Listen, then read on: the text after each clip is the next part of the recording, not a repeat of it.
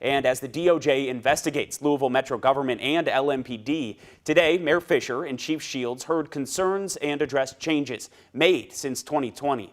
According to Fischer, so far more than 150 actions have been taken to address public safety. The question now becomes just how effective are those actions? It's a question WHAS 11 reporter Connor Steffen looked to answer today. Connor, what did you find? Tom, from comments made during the forum to people we spoke with afterward, the sentiment is these changes look good on paper, but they're still waiting to see the actual impact.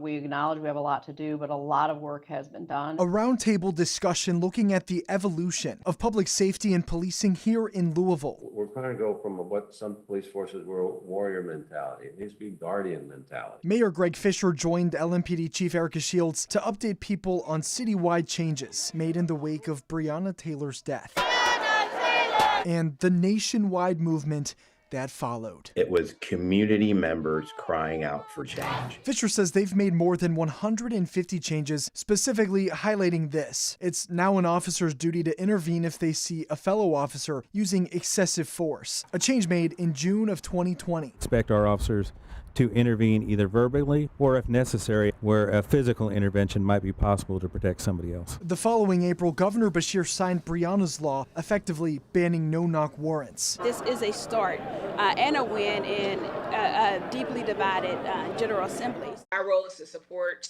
the overall effort of getting this up and running. In October of 2021, the Civilian Review Board met for the first time. All of these are examples, Mayor Fischer says, that help the city get ahead of looming recommendations from the DOJ's investigation. I think what we're going to have to wait and see is how that plays out in real time when an incident happens.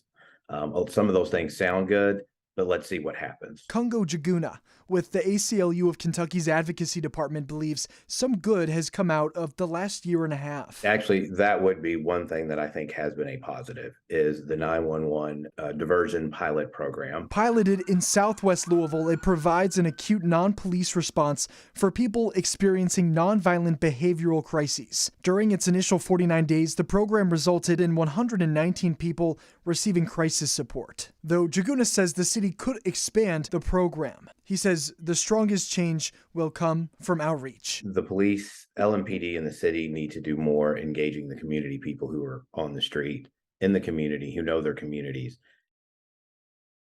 After Taylor's death in 2020, Mayor Fischer called in risk management company Hilliard Heinz to audit LMPD. It found more than 100 trouble spots within the department. Fast forward to now, according to a report by the police department, it's implemented more than 37% of Hilliard Heinz's recommended changes, with 47% still in process. Tom? Thank you, Connor.